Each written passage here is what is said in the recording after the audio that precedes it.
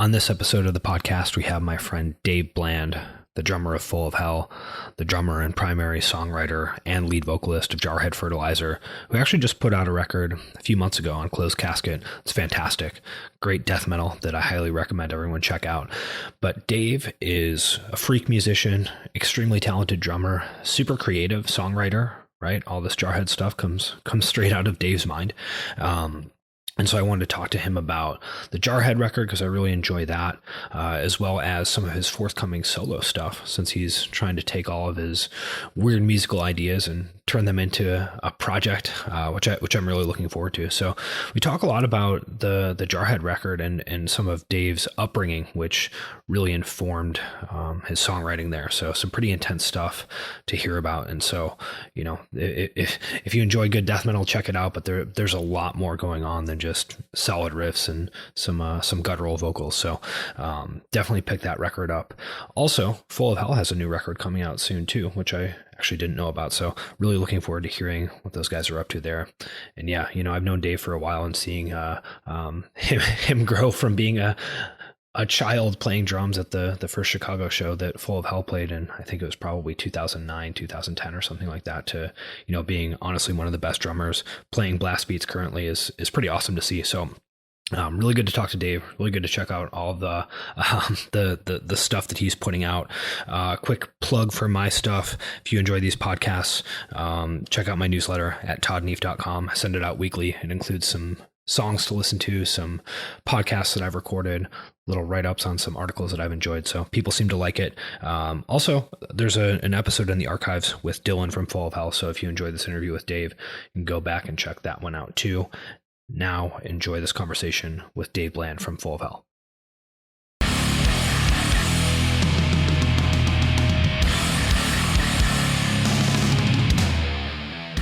All right, Dave. So with smoking meats, this is a thing that people enjoy the flavors.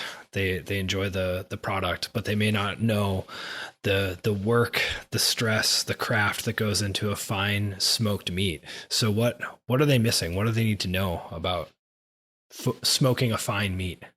They have to have the right internal temperature. You know, they have to be fully prepared to sit there for, you know, however long it's going to take, whether it's 9 to 12 hours or, you know, 5 hours. But every meat's different, you know. But if you cook a good brisket, then you got it down. How long does a good brisket take?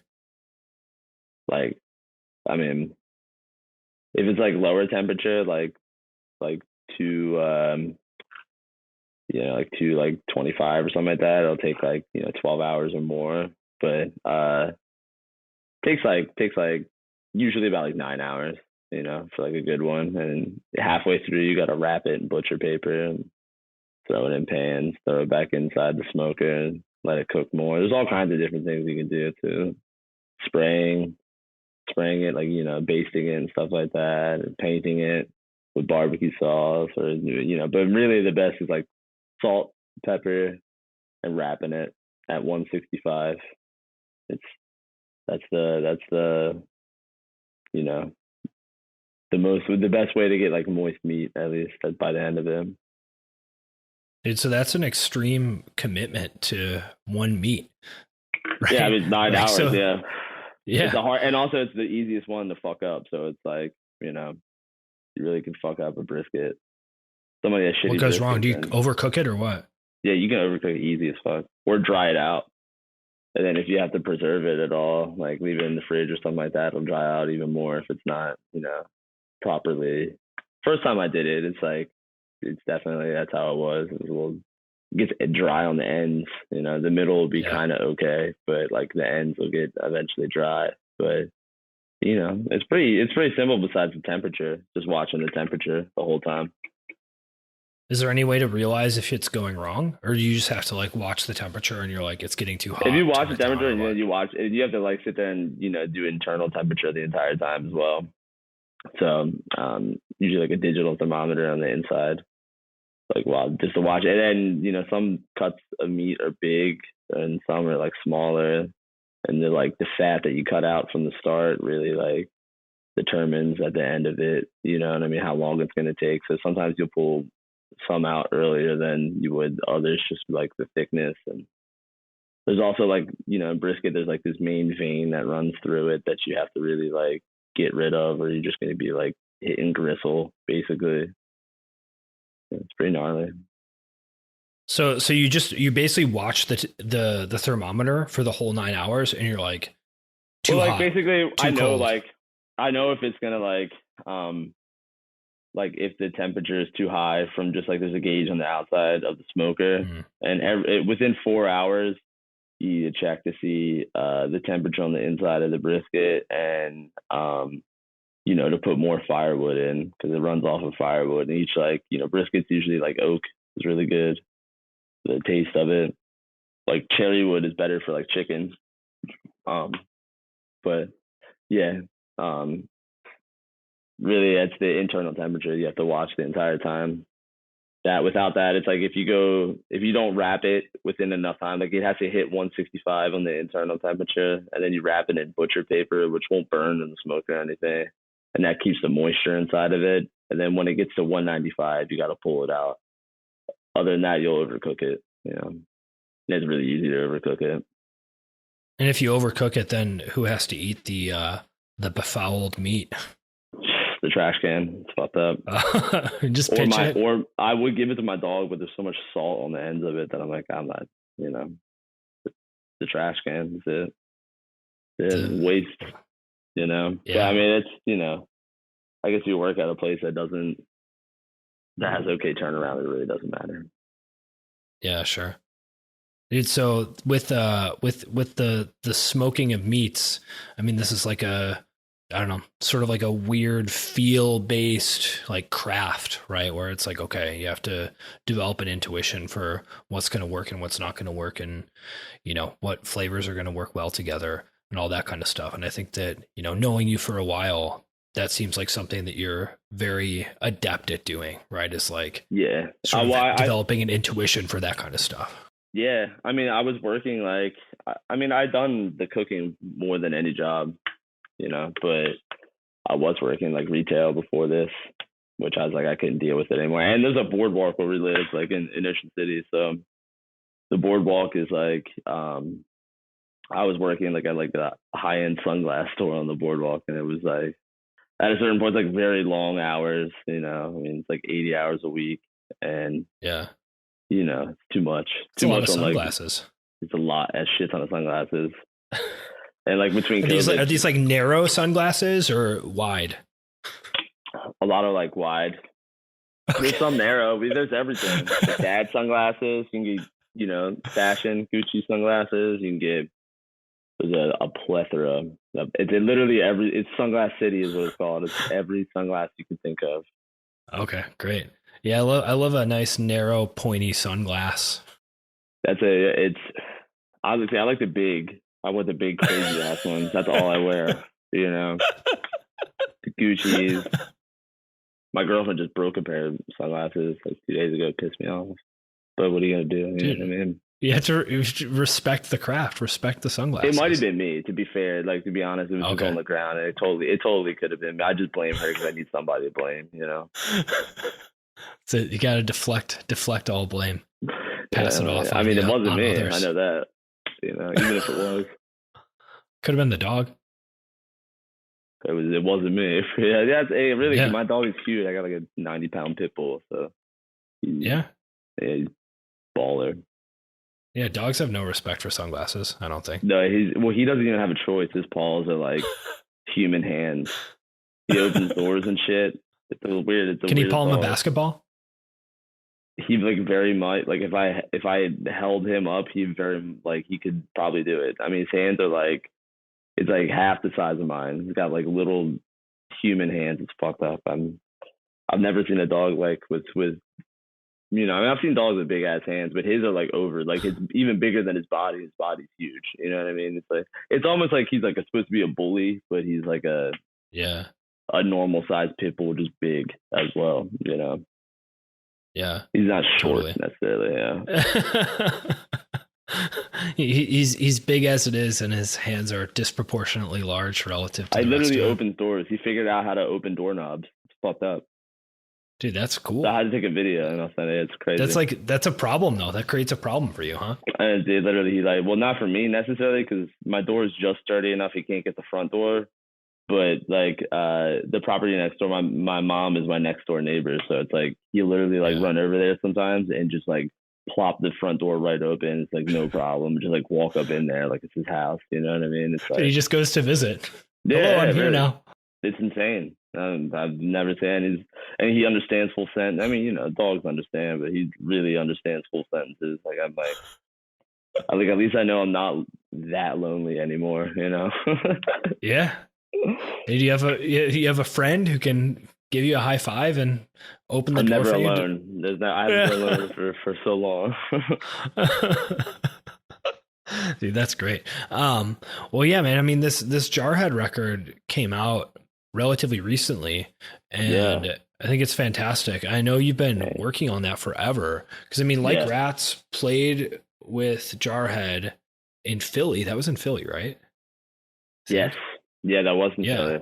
That was a Kung Fu Necktie. It was like 5 years, maybe less, 4. It was probably 2017 or something. Right? Yeah. And 5 years. Or well, 4 years at this point, I guess. Yeah. Right. Because I mean, at that point, you know, I had heard some of the Jarhead stuff, and it was kind of just like grindcore, whatever. And then you guys played that show, and I was like, holy shit, you're like a death metal band now. That's cool. Yeah. It's kind of like, you know, I mean, I guess there's definitely like some like a lot of different elements of that and some weird gore grind and stuff like that kind of shaped that, which I'm happy how it came out. I'm really happy how it came out. Yeah. So definitely, I mean, I spent so long on just writing, you know what I mean? It's like shit ton. I mean, 6 years or something like that, I guess. It took but really the songs were written. We played the same set for so many damn years. And it was like, finally, it came out. But just because of how hectic my life is, it took forever. Between that and Full of Hell, it's like, it was difficult to have the Jarhead stuff recorded. But I'm glad it came out when it did, because I think it would have came out in different ways if it wasn't for the fact of like it having to take a little bit longer. I think it came out a lot better for that sense, you know. And I guess it makes sense how like just time wise, just a lot of weird things happen around it, you know what I mean? So it's like time wise, I think that it had to have come out then. That's when it's supposed to, you know. Yeah, everything coalesced together for it really did. Yeah. The Jarhead LP to be released. Yeah, there's a ton of like songs of like just like doing my like. I mean, I write everything in the band at least, you know. But like we all recorded as like a band. So, you know, everything else is like just written by just me for the most part. And I mean, at least there's a lot of shit about my dad and stuff like that on that. So like his funeral just like coincided like with the date that it was released. You know what I mean? Like it just wow. Yeah. So it's kind of weird. It's just like a lot of weird shit that just like happened around it that I'm like, damn, I guess I very much meant to be during that, you know, for that release date, at least with the record. Yeah. I mean, what are some of those lyrical topics? I don't, you know, like basically my family is pretty wild. I mean, my dad had like did a lot of prison time before I was born. When I was born, you know, things changed, you know, a decent amount, obviously. But he did like 13 years in jail. He escaped prison as well. So there's a ton of like. How do you pull that off? I think that's hard to do. Yeah, it is. It was in South Carolina. So I mean, I guess it's a little easier then. Back in like late 70s, a little different then as well. You know, I think he was on the yard, I guess, and just like, you know, had an escape route and like took off to New Orleans from there. But then he was with like an escort service. He like helped run one, and the guy must have like folded it, you know. So they all, you know, like he was sent to go pick up like, you know, like to watch out for a girl in a room. And you know, they're like all the hotel rooms like pop open and, you know, like machine guns, ARs drawn on them and everything like that. So for him, after that, he went for like a long time to like maximum security. A lot of different ones, you know, like he didn't like, he was mainly, he was in like Angola and Louisiana, which is a pretty gnarly one. They got like a cell actually in the African American History Museum in DC. It's pretty wild. I saw that. I was like, damn, this is fucked up. Like, at least then it's just like they don't even give you bedding or pillows, just metal, flat metal beds, you know. Yeah. But it's pretty wild. But no, he's a bunch of cool ass stories, you know. Just being around insane ass people in maximum security jails. It's pretty fucking like murders and shit and people getting killed and stuff like that, just everywhere around you. Yeah. I definitely, a lot of lyrics on that record are definitely a lot about like just me watching like trauma like creep back on somebody, you know, which is like very much what that is. You know, it's like seeing somebody, like seeing PTSD and like in the fullest, you know, like the realest way, you know what I mean? Which is like, it's pretty wild. I mean, I don't know. Being, I can't imagine being there for that long and kind of like just like accepting it, you know? Yeah, for sure. Well, so just to clarify, he escaped and then was out for a while, and then his partner sort of like flipped on him. Is that what happened? Yeah, probably like 5 years he was out. Oh wow. Then, okay. Yeah. So and then when he got called, he got put for probably, he was only in jail for 2 years for like a gun charge or something, and then he was in Louisiana jail for I think he did 10 years straight, and like out on, you know, good behavior basically, you know. But I mean, in jail it was fine for him. I think he did well everywhere he went after that. But when he got out, but he lived in Baltimore, and that's where my mom lived as well. So my grandfather owned a bunch, like, you know, 3 or so bars in Baltimore. So my dad had, after prison, went to there. So after that, that's, you know, I had lived in Baltimore for like 10 years or so. Yeah. In a pretty crazy spot. I went back to the place that we lived, and it was like unwalkable, basically. You know. Yeah, you're like, whoa! I was here as a child. As a child, but it makes sense though. Like my dad was living like the most insane lifestyle for a while. I think when I was born, it changed a lot. So he had so much life experience to like pass on that, like, you know, I have no better way of, you know, I don't think anyone has a better way of like, you know, I guess, you know, coming to and having like a realization of walking around, at least, of what life really is like, you know. Yeah. And is this stuff that you would talk about? Would he be like, all right, Dave, like, I'm going to sit you down and I'm going to teach you X, Y, Z? Or is this just kind of stuff that would come out over time? Yeah, it would come out. Well, so like, I never even knew about any of that, like any of my dad's past or anything like that. Yeah, that was all before you were born? Yeah. And they actually, like, my family had lied to me until I was like, probably like 11 or so. When I was when I was like 11. When I was 11, we had moved to Ocean City, and we got like the house raided by like a couple like U.S. Marshals, and I had no idea like what was going on. It like turns out what it was is that like there's a South Carolina like U.S. Marshal that was like a really corrupt cop, and this dude ended up like, I think 3 years ago, he just got put in like prison for life. I'm pretty sure for like how many, like, he was just finding people that had already served their time and, you know, like erasing their file basically, and going and finding them and then trying to charge them for like things they didn't commit. So like, why? My dad, I have no good reason for it. Yeah, like, what's the benefit to him? It makes no sense without him being like just straight up an insane person, because I can't understand it. But yeah, they had like, you know, my dad had did his time for all that stuff, and they only put him away for like 3 weeks before they realized they made a mistake and let him go. But they made him pay court fees. Like, he had to pay like $6,000 for no reason, basically, you know. And like, what are you gonna do? Like, sue the state? It's like not going to happen, essentially. But I guess finally that dude got caught doing that. But yeah, they put him that. I never knew about that. So I was like 11, and that's like my first like finding out of like, oh, you know, then my family would say like, oh, your dad's never been in jail, you know, dad's never done this or anything. He's an awesome guy. You would never have known he had like a maintenance business to himself. He was like doing great, and then like for no reason that shit kind of ripped away.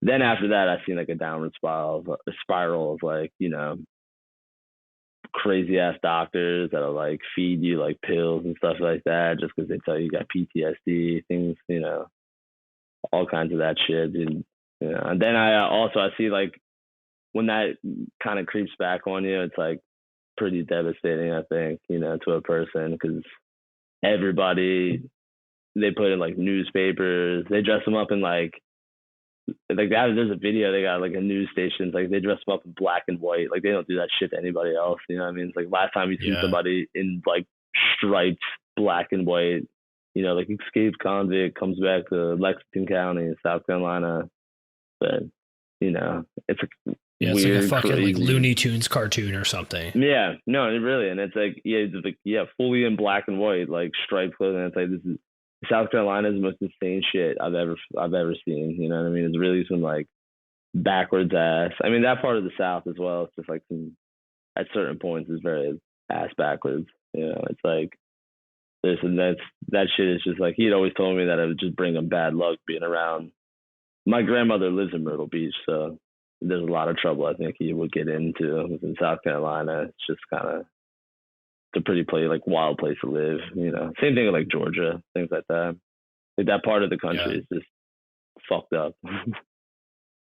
And so you were what, like 11 years old, and you knew nothing about this, and all of a sudden your house gets raided, and it's like, whatever, the curtain is pulled back, right? I mean, like how do you experience that as essentially a child? I mean, for me, it was like, you know, it was all right. I definitely felt weird about it, I guess, you know, accepted after. I mean, I was like, oh, I mean, I was cool with it. I was like, it's kind of like at a certain point, like at that point in my life, I probably would have been like more of like almost, oh, you know, my dad does this or my dad does that. But like, I definitely kept it pretty secret, like as much as I could, just because there's other parts of my family that are, you know what I mean, like just as bad, basically. So it's like, for me, never really wanted to like talk to people, or at least like make that like public or something, you know what I mean? Because it was almost slightly embarrassing in a way. Not for my dad's sake, because I think he's like a great guy. I really like, you know, like at least a genuine ass dude that was never like out to like, you know, at least when I was alive, hurt anybody. But there's other people in my family that are like still just lunatics, you know what I mean? I'm just, you know what I mean, like violent, crazy people. So he was a tame, like when I was born, like at least like a tame, very nice. And like my mom is an amazing ass person, you know. At this point in my life, it's very calmed down. I'm happy. I live in my grandfather's old house, so it's nice, and I'm next to my mom, so I help her out a lot. So yeah, it's nice now. Yeah. So I mean, it sounds like, you know, your dad was, you had no idea about any of this, and then did that whole situation of being raided, being taken back to jail, that kind of like activated PTSD for him? Is that sort of the situation? Yeah, totally. And there's definitely like a kind of corrupt doctor that was like fucking feeding Xanax down, is like giving them like double prescriptions a month, you know, and just like when you start taking enough of that shit, you just don't even remember that you even took it. You know what I mean? It's like it's like roofing yourself, basically. At a pretty easy point. It's like for me, I can't. If I even think about taking that shit, I'm tired. You know what I mean? I'm just like fully asleep already. So it's like I can't imagine all day and all night being on that. But yeah, there's definitely like some doctors like prescribing that shit to him like really heavily. He even had like a crazy instance where he like, they gave him so much Xanax that he like had went to a drugstore and like broke into it, and just like they didn't even like do anything essentially there. They just called his blood and found out that he went there and broke the window, basically. Like Yeah. It's like roofied completely, you know. I don't know. Sure. It's like when people are sleepwalking and they like start driving their car. It's like, Yeah. whoa. Yeah. And so, I mean, and I get it. It's like, of course, someone will probably like accept that if like a doctor's like, oh, your PTSD is really bad. You need to like, you know, if you need something to calm you down, and they just gave you. The doctor ended up also going to jail. This guy, which is crazy. But Yeah. yeah. So two establishment figures involved with some pretty extreme things for your dad, and then both of them actually ended up being prosecuted for it down the line, huh? Yeah, which is wild. Fucked up, and like it's you know, but I guess like certain people get really unlucky with things like that. You know, I'm pretty fortunate totally. at this point in my life that I keep to myself enough, I think, where something like that doesn't happen. But also, like, you know, there's certain things I'm thankful for being around, at least, because it makes you a better person. You know, at least I'm not doing that shit. Yeah. Well, and like you said, I mean, you know, there's ton of like real life lessons to be learned from a lot of that, right? It's like, you know, a lot of people can be very insulated and sheltered from the harsh realities of the world. And yeah, you know, I mean, I don't know. That's gonna. I still like I escape it more than I ever have at this point in my life, and there's a lot of parts that are like toned down, but there's still like some things that are like creep up. At least like I don't know, kind of grew up around like some slightly like kind of gang shit, and that's like it's more so annoying than anything, because at this point it's, you know, I wasn't into that, but like, you know, family members were. It's like, you know, they still hold on to that like slightly, even if it's not like a real thing anymore. You know what I mean? So it's kind of like that ever being brought back sometimes it's like annoying, you know. That's the only word, because I'd love to just be left alone forever. And I live in an area where it's like it shouldn't even be an issue, you know. I'm not like in the city or anything anymore, so. But at some point, sometimes, you know, family members bring that shit back onto you, at least, and living around that is like slightly annoying, you know. And it's one of the things. Annoying is a pretty mild word, I think. Yeah, more it's aggravating. Yeah, you know, more than annoying. But yeah, someone roping you into like, you know, conflicts and tribalism and like, gang stuff that you don't want anything to do you know, with. It's like drama. Yeah. Basically, it's like nonstop drama. You know what I mean? And I'm for myself. I'm not worried about, you know, being with a bunch of guys hanging out, doing hoodlum shit that I don't care about. Yeah. When a lot of it, you know, it's like, oh, this person disrespected me and this person said that and they did this or whatever. And it's like, yeah, well, if like you can't take care of yourself, you need like friends to like do it for you. It's, you know, there's always a problem with that. Yeah. Yeah. So, I mean, it sounds like you really channeled a lot of that stuff into the Jarhead project. I mean, is that something where you're like, okay, I have all these crazy experiences and, you know, this whatever story that I want to tell. I mean, did you kind of purposefully say this needs to go in this Jarhead record, or did that just kind of happen? You know, absolutely. I mean, it's definitely, it's just like me just kind of, you know, explaining things that have went on in my life or I've witnessed or are currently going on, you know.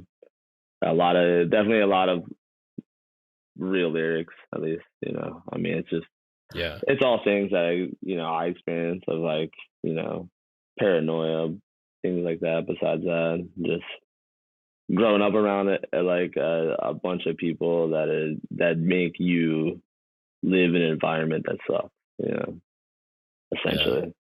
Yeah. And it's like, you know, at a certain point, I was like a very like, you know, very good kid, very good person. You know what I mean? You get wrapped up in some things that are just like inevitable, even if you're trying to do that.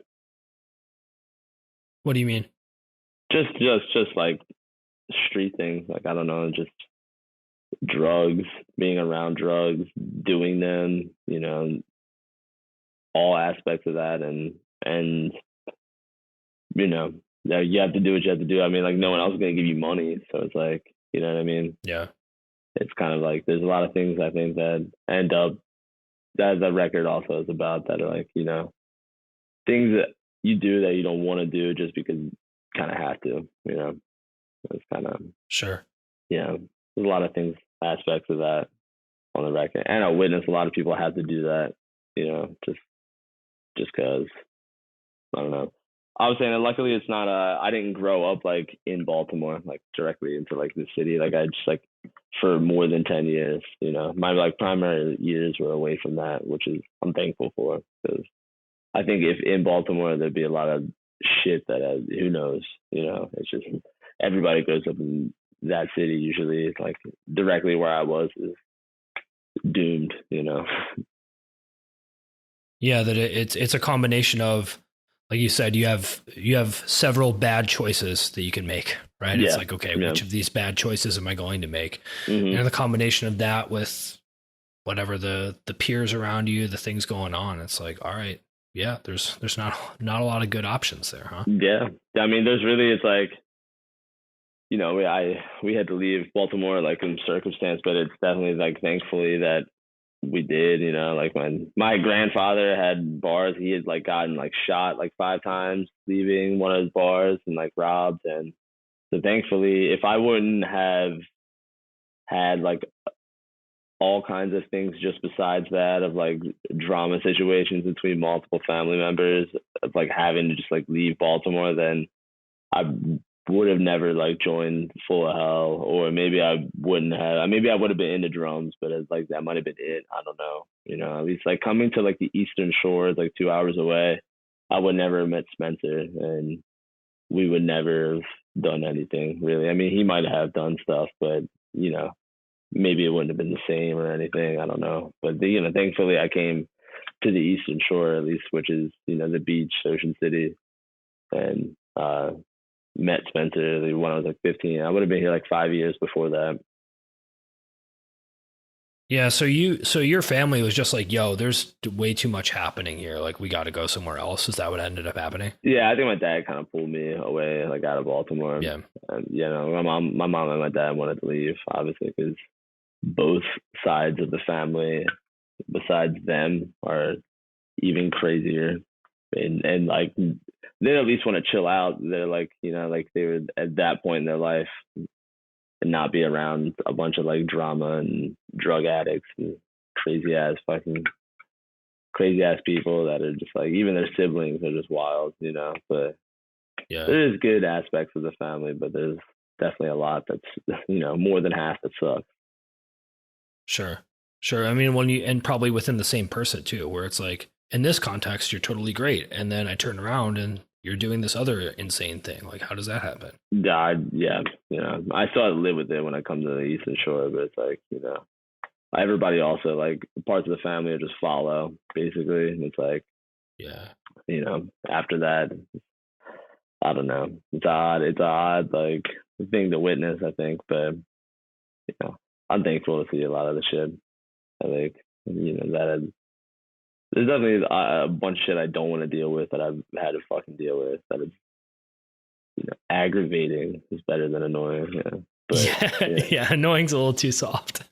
Yeah. Even aggravating, it's like oh, I'm really aggravated with you right now. Well, it's like, I'm nice, I guess, in that sense. You know what I mean? That's probably way more I want to say, but. Well, dude, I mean, you started to talk about it, but yeah, I mean, you met Spencer and you guys started Full of Hell. Why was he like, oh, you know who should be in this band with me is this child? There's like no, like, so like where we live, there's like no music. I mean, there is musicians, and there's more so now, I think, than ever. But like, I definitely at this time, like, this is like MySpace times. So I would have been like 15. I'm 27 now. He would have messaged me on MySpace and been like, hey, do you want to be in the band? Do you want to go on tour? Sounds illegal. Yeah, it was a little illegal. I think the first show I played, my bass drum fell over, actually, and like rolled away. You know what I mean? That's what I had like going for me from the start. But no, things got better. Yeah, I was so young that I had no idea what was going on in my life. The first tour that I went on, I didn't even tell my parents. I mean, I told them, I was like, hey, this band asked me to go on tour. And they're like, no, you can't go. it was like during summer. I missed like one day of school like in September or something. It was like late August, and I was like, all right. I was like, I'm gonna go. They're like, you better not go. I was like, okay. But then I called them I called them like 3 days. Like they called me 3 days in. Like, where the fuck are you? And I was like, oh, I'm in like Texas, wherever the hell we were. You know, they're so pissed off at me. You know what I mean? But what are they gonna do? Like, I mean, like they really could have like, you know. I didn't leave with any money either, which was like pretty dumbass decision. So at a certain point, I'm like stealing food and shit to like eat and everything. And then I was like, Mom, can you just send me like $300 or something? And she sent me like $400. So that was cool. That gave me. It doesn't last you that long, and I'm an asshole kid. So at that point, I must have been eating like 4 cheeseburgers a day or something, you know, just to like, but getting the meal every time.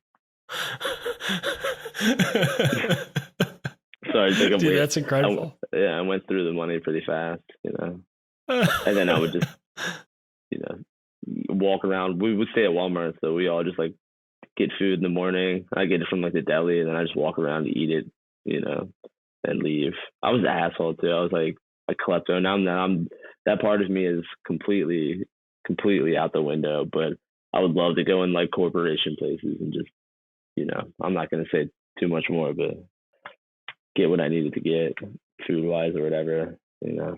But I'm a saint now. I'm a never do that ever again.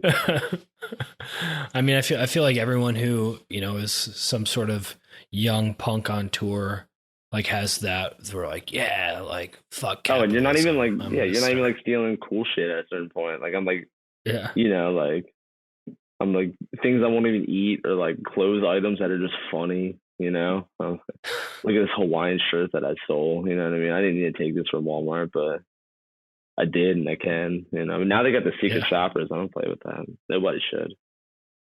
Yeah, dude, you gotta watch out. I just pay for things. Now I believe that the money will just come back to me if I buy things I actually want. So. And now you're immersed in the stream of commerce. Mm-hmm. You're a cog in the machine of global capitalism. Yeah, Bitcoin. You know. Yeah, crypto. Yeah, totally. Wait, so you and Spencer were in Ocean City. Is Brandon there also? Well, oh yeah. So me and Brandon, like we're the same age, so we graduated together. We walked on graduation together, actually. Nice. Yeah. Brandon is from Ocean City, but now he lives in Maine now, actually. Big drastic jump. Yeah. He was in DC, but now he likes it in Maine. So Jarhead's actually gonna play a show on Monday. Oh wow, cool. Yeah. That's exciting. Yeah. That's probably gotta be one of the first shows back or whatever, huh?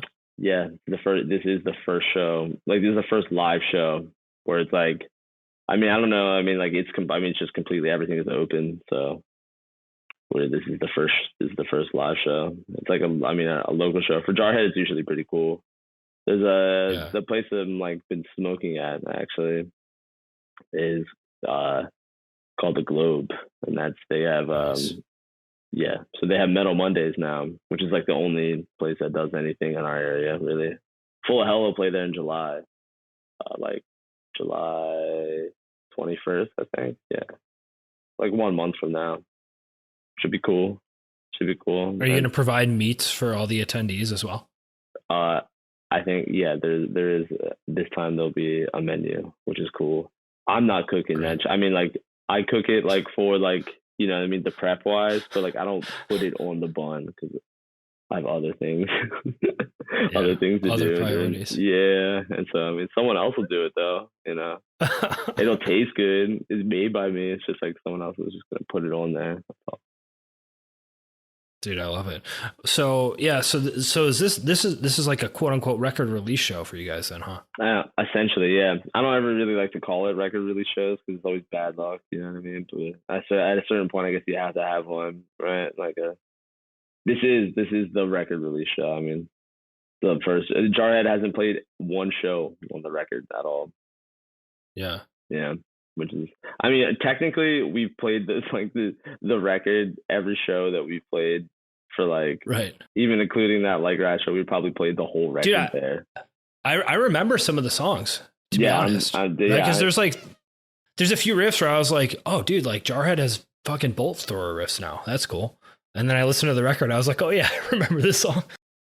Yeah, it's funny that it's 6 years of just playing the same set basically. So it's crazy how fast time just like passes completely. You know, it's like it didn't feel like 6 years. I thought, oh, maybe it's like 3. It was like six whole fucking years. But were you like tweaking those songs the whole time, or has it basically been the same stuff? I mean, there's been like slight tweaks to some of them, but it's been pretty like dead on similar to what they were going to be. We've changed like a couple songs and added maybe like 1 or 2 that were to it, but besides that, you know, I'm excited to do another record. I have like a lot of other plans for it. At least we have, you know, I have songs written and everything for it. But I hopefully by like, you know, before January, like December or something, we'll record that. What I'm hoping for, you know, the second. I mean, it's funny that it's like that fast.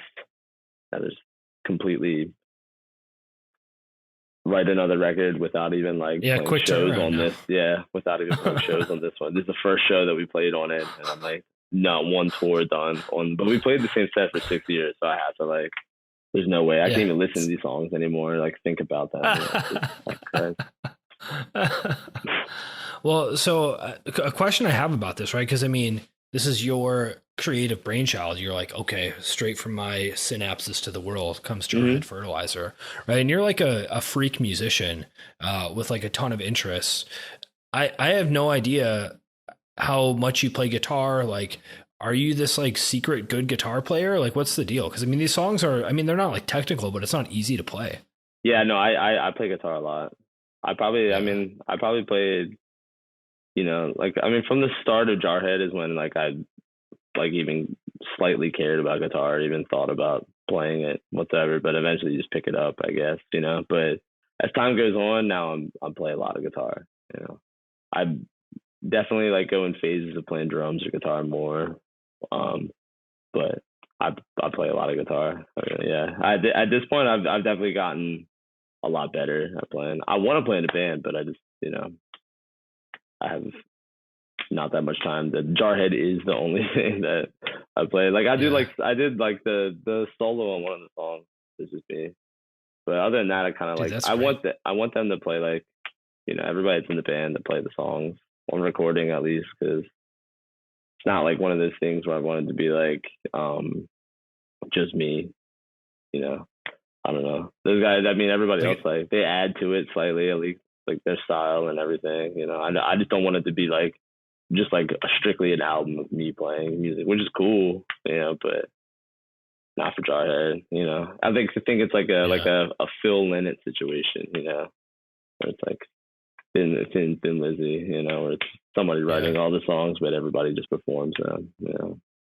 And they add ideas as well that it like really sometimes I don't think about, you know. There's little things they put in there. No, that makes sense. Yeah, I mean, I have you ever considered stepping out from behind the kit and being a guitar player, vocalist, frontman? No. I mean, maybe at like one point, maybe it was like, but I kind of like the playing drums and doing vocals. Fun, you know, for me at least. And also it's like, it's hard. Yeah, it's hard.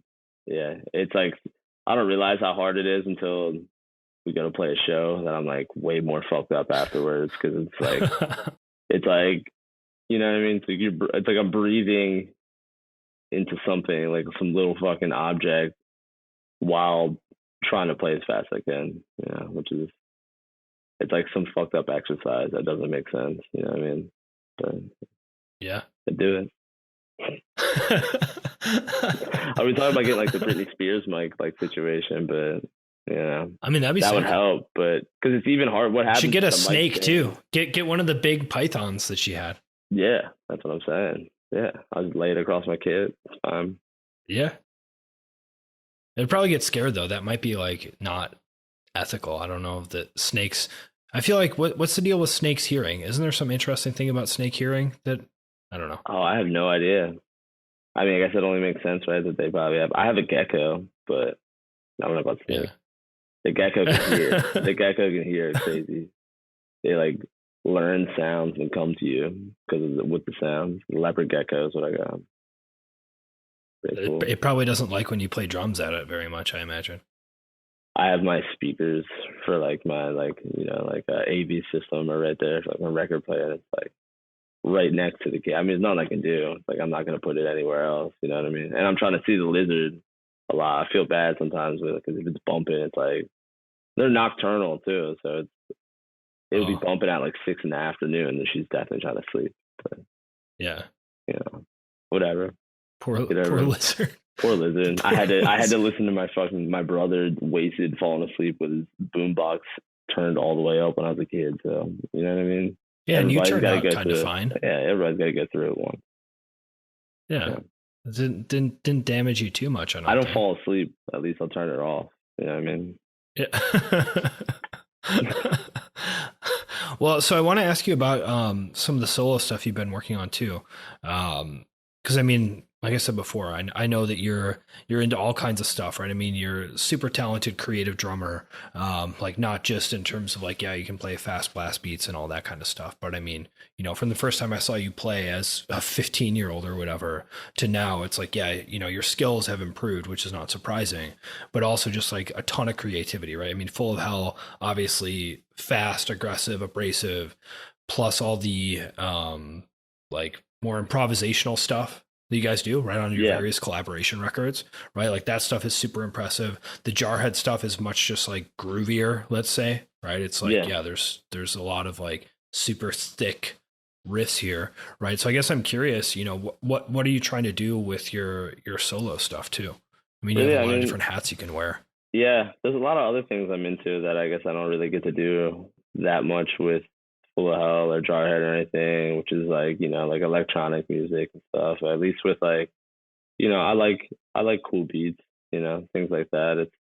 It's nice. I think like techno and things like that. I still like, which that's not like something that's like harping on like a solo record, but I wanted to do like a harsh drum driven record basically, which with sampling with multiple different drum machines, 3 or 4, and a lot of different effects and pedals and stuff like that, but also collabing with like, just different musicians, people that influence me and stuff like that. Kind of a different record than, I mean, not in anything that Full of Hell or something hasn't like touched on, but like more in things that influence me, and I'm excited to see how it turns out. Just because I think it's one of those things where in the studio, that's really where it's gonna like kind of come out more. So whereas I can't plan for exactly what it'll sound like, but definitely like a heavy drum record. And there's other drummers that I'm into, like Tony Williams and Billy Cobham and stuff like that are not metal drummers by any means, but there's definitely a lot of like other on Confusion and stuff like that drummers that I like their like solo drum records that they do, which I guess my style is definitely different, where it comes from like a like grindcore, death metal, or whatever metal style. So it's a little heavier, but there's definitely a lot of like, I mean, there'll be like a Tony Williams cover on it. And besides that, it's really just a drum record. I don't know. I like drum records. I think they're cool.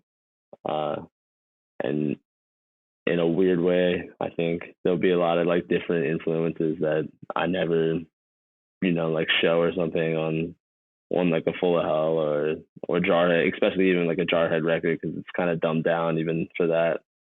It's not even necessarily like Full of Hell is as aggressive as I want to play for the most part, but like, with Jarhead it is, but it's doing vocals at the same time. There's things that I take away from it, Yeah, it's like maybe I shouldn't do some wild fill here because I have to actually sing words over it, and that's not going to be possible. It's definitely it's dumbed down on purpose, because like I don't do things that I'm like this is impossible. Like there's things that are impossible for me to do that I like try to pull off, but it's not plausible to do certain things. I don't know. But it has to be almost like, it's like 75% of what I would do in full effect. I have to take away like slightly a little bit because I can't even breathe when I'm doing the full health shit. So it's like, this is like I'm blowing air out, like I said. Yeah. Well, I guess I didn't even think of it as like, oh, I need to sort of dumb down when I'm playing because I have to sing over it. Right. I mean, I just sort of was like, the point of these songs is to focus in on this kind of like, whatever, this specific riff or this specific groove. And I don't know. There's definitely a lot of like grooves. I think, what it is with Jarhead also as well is that like all the songs kind of really are like, since it's written by me, it's like writing it almost with like the drums first in a sense, in like a weird way, because like I think it's a lot of me like humming out parts in my head like with the beat already in mind, and then kind of figuring out what like the best guitar part to that is. So really it's like starting from the beat in the beginning, but I think it's kind of cool because that makes it more like groove oriented, whereas some other things are chaotic and don't come in that sense. I don't know. It's a weird way of writing, I think. So it comes out like that, which is cool. Caution does that too. Yeah, that's what I'm saying. It's like I like even like what was that one in Tuned album that's written by the drummer. Hey, there's like a bunch. I think like sometimes it's different enough where it's really cool. Yeah. No, yeah. If you spend time around Caution, right? I mean, he'll just be like coming up with drum parts. He'll just be like, and you're like, what are you doing? He's like, writing a song. Like, okay. Exactly. I play drums in my mouth. I like literally play it with my tongue and my teeth and like nonstop. Yeah. It's always, I literally all day, that's what they used to stand me up in school. Like I'm sure most people, like I wasn't allowed to sit in the chair because I just tap nonstop. I still tap and shit too. No. Oh no! I had one teacher that made my life hell. I don't know what you want me to do. I like restless leg syndrome. At this point. Well, did you actually play drums at that point, or? I mean, yeah, I actually played drums, but I mean, I wasn't like I didn't have like a band or anything. So she was really like, whatever. She probably hated her life. It's okay. She's a teacher. I get it. Yeah, and there's some little kid in the background just tapping. Tapping. Shut up, David. God yeah, damn it. Wearing sweatpants or something, Idiot. Well, so with this solo stuff, I mean, are these compositions? Is it like, okay, like this is whatever my hybrid of my death metal grindcore with some more like funk type of stuff, or is it more like, hey, I have some ideas, I'm going to go into the studio and I'm going to kind of improv this and jam it out? I know you mentioned collaborators. Like, what's the vibe? Yeah, so I mean, really, like it's definitely, I think, more of like in the studio type of thing, where it's that's where it'll really come out. But I mean, like there's definitely I plan on 11 songs, each song having its kind of own idea of like what it's influenced by, and it's like, it's pretty all over the map of influences, but I still, in a way, it'll be heavy still in a way, even if it has like the more like funk and fusion things. It's still like in my own sense of like what I would want to hear if like those dudes were playing it, in a way, almost like if like a jazz drummer made a metal album, if that makes sense, And I still like a lot of industrial style shit, it's like Godflesh and things like that. So there's aspects of that as well, but I don't know. I really like electronic, like even dub things, there's a lot of like, I think weird noise elements as well that are added. I don't want it to be all over the place, but where I'll record it as well, like at least with Machines and Magnets, it kind of, that studio kind of makes it, each recording what it is, I think like the body collabs that we did with them wouldn't be the same at all if we did them anywhere else. It's working with a guy that he's amazing, sets awesome. So I think he'll help really with the almost. It's like the songs I got. There's ideas that are written there, but he really like brings them out, which is cool. Yeah, I was going to ask about the collabs, right? Because I mean, Full of Hell has done several collabs, which my understanding is that you show up without really having too much in the way of ideas, and you guys are just like, all right, sick, like we're going to figure this out. Is that going to be the way you're going to do this? It's slightly that way. Besides like the songs that I'm like having certain people collab on, which there is certain ones where people just send me stuff and I'll put it into what I'm doing. But there's also a couple songs that'll be really like written before the studio, but maybe there'll be things that are slightly tweaked and changed when it's actually recorded.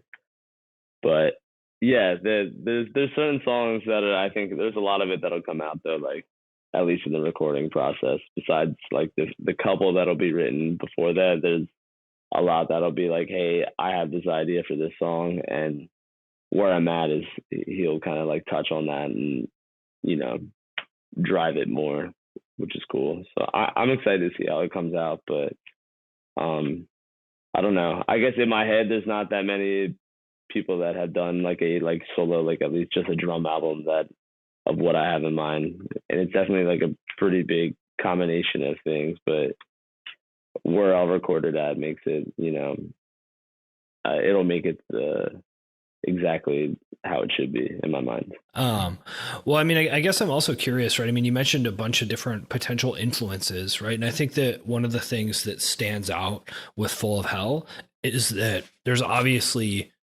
pulls from a lot of different genres in a way that if you just talk about it could sound kind of messy, where it's like, oh, it's like grindcore and there's metal, like, and there's noise, and sometimes there's a saxophone, right? It's like, yeah, sure, but it actually sounds cohesive, right? It's a cohesive project that sounds like a specific thing rather than just kind of a bunch of random stuff thrown together. And it sounds like you have an idea of what your vision is for this solo work, right? I mean, how do you think about making sure that it does sound like one thing rather than like random ideas? Yeah, I think that like the like it has to be, I don't know, cohesive in the same way. At least where it's like, even though it's like tons of ideas that I have that are like influences me, where it's like coming from like electronic person, a dub person, or like a grind person, a noise person, like a noisecore or anything.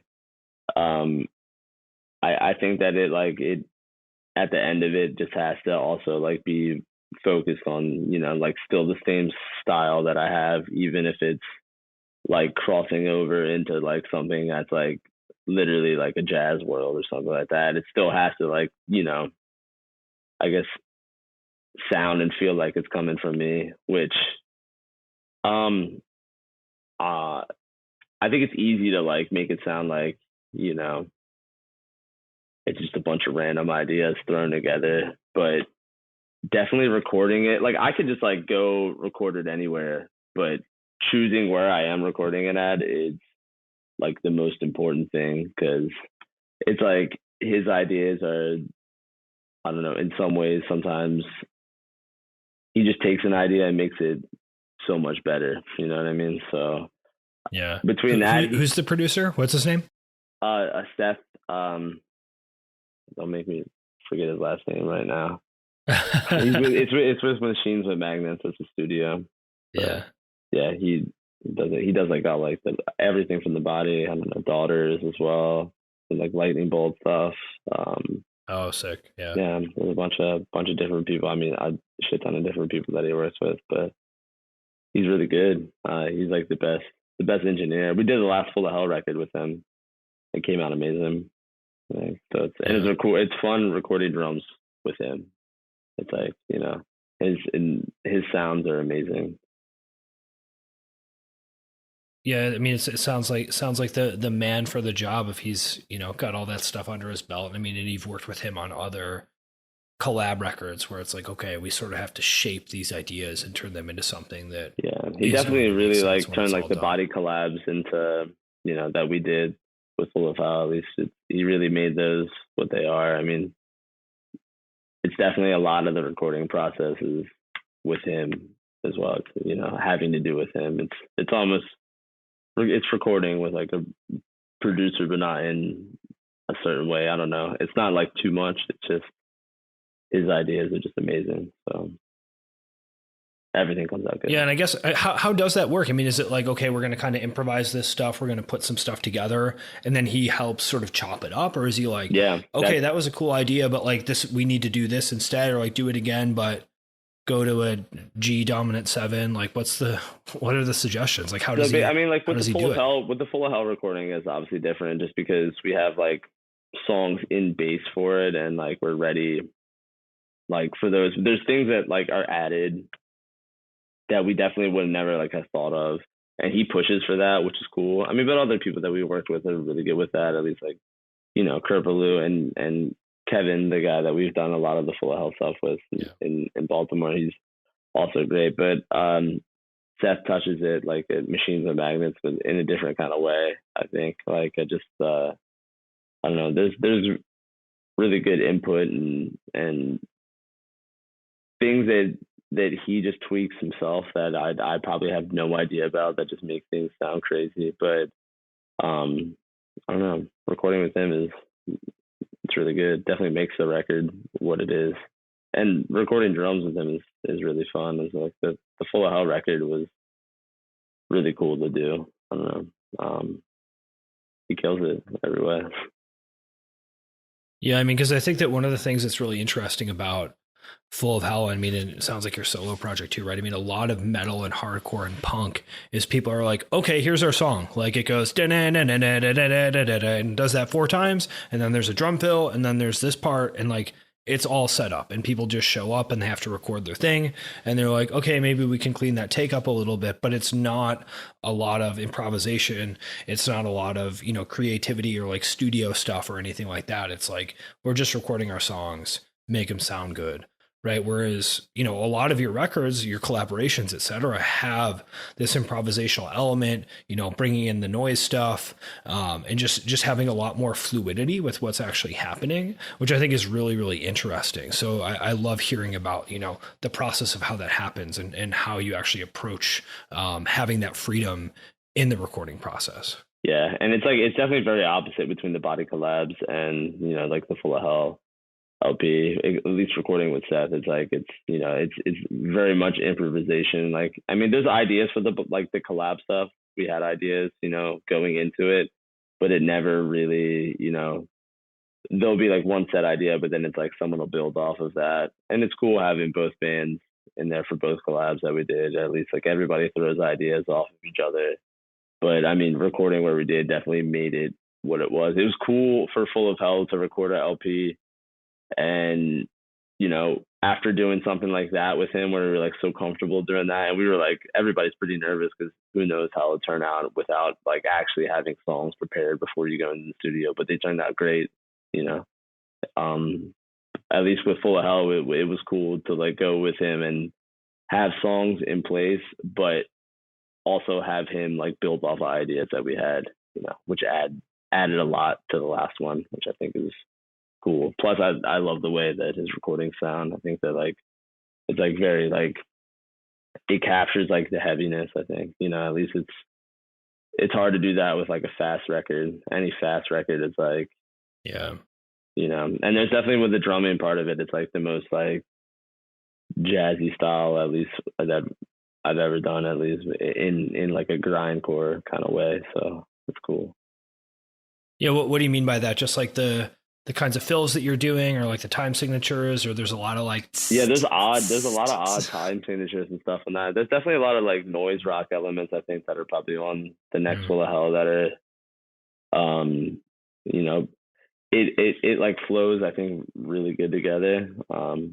It's weird, but it's cool. I think it's like everything we've all wanted to do, which comes down to like how I want to play and all the things that we want to add, whether it be like, a few songs with like saxophone and more noise inside of the songs as we're, going, and just like different effects and things like that, I think we've always wanted to add inside of songs where we haven't, just because, I don't know, maybe we'll just evolve, I guess, as time goes on. So really, and the time signatures on this one is definitely weirder. And there's like Spencer does 2 different tunings as well.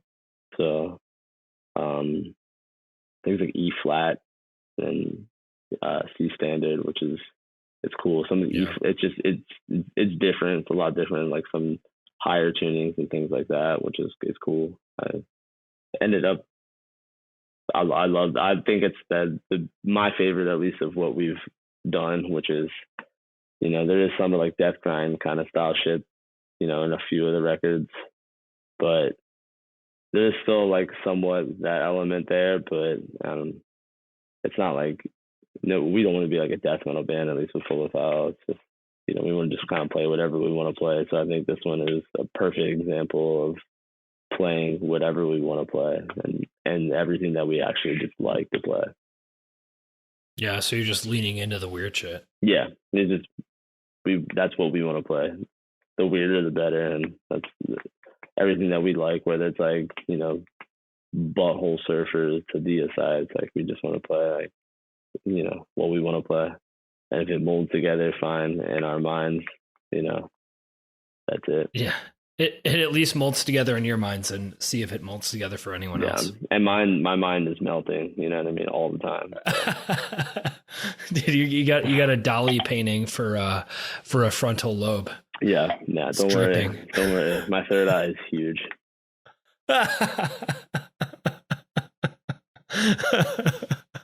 Dude, that's incredible. So, I mean, we talked about a bunch of shit. We talked about the Jarhead record, which came out on Closed Casket few months ago, which I think is great, and everyone should pick that up. This Full of Hell record that is already recorded. When does that come out? That one comes out September. Okay. Because awesome. the first release is going to be like August. First release will be in August of it, like early August.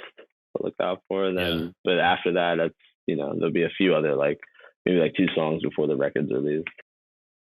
Yeah, great. So if anyone's tuned into the internet, I'm sure that they'll be able to log on and find that stuff.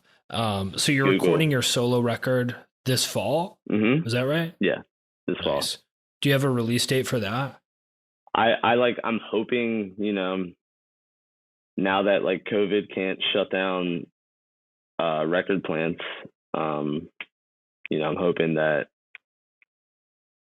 January would be a good time, maybe maybe a little after that, just depending. But that's what I'm really aiming for, winter time for a release for that. Fantastic. No, so there's all kinds of music, as always, coming out of Dave Bland and the Full of Hell camp. Music.